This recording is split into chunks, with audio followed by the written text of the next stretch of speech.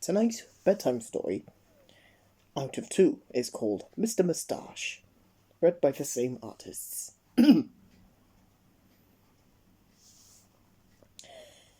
Mr. Moustache has a moustache, a quite splendid one, and he is a gentleman.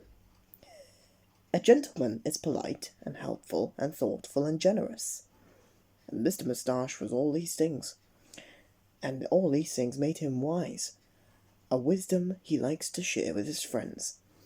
He taught that a gentleman always tells the truth, even about the one that got away. Wow! And Mr. Moustache taught that a gentleman is unrushed and calm, even when he is late for kick-off.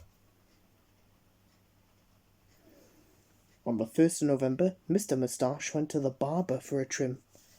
It was so comfortable in the barber's chair that he fell asleep. But when the barber had finished, Mr. Moustache woke up to a terrible shock. There in the mirror was a reflection of himself. A reflection that had no moustache. The barber had shaved him clean. And as the week went on, Mr. Moustache discovered that this was not the only difference.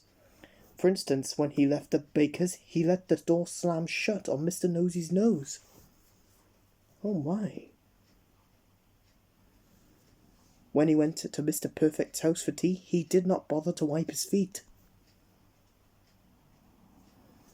And when he met Miss Splendid, he told her that exactly what he thought of her new hat. "Oh dear," said Mr. Moustache to himself, "what has happened to me? Losing my moustache has stopped me from being a gentleman. Fortunately for Mr. Muddle, moustaches grow back." 1 second. There we go. Perfection.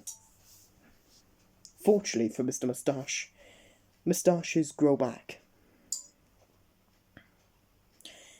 And as it grew, Mr. Moustache found that he became more and more of his gentlemanly self. Looking at his slowly growing moustache each day in the mirror, Mr. Moustache had an idea. Maybe growing a moustache might help some of his other friends.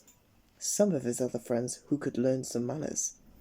So he persuaded his friends to each grow a moustache with him in November. And as his friends' moustaches grew, so their behaviour changed. Even Mr. Grumpy became a little more of a gentleman. And by the last day of November, Mr. Moustache was back to his old polite, thoughtful, helpful, and generous self. And all his friends had the most splendid moustaches. Particularly Mr. Silly. However, the less said about Mr. Sneeze's effort, the better. Yuck. Now, although Mr. Moustache was back to his old self, there was one new thing in his life. He had learnt a new lesson.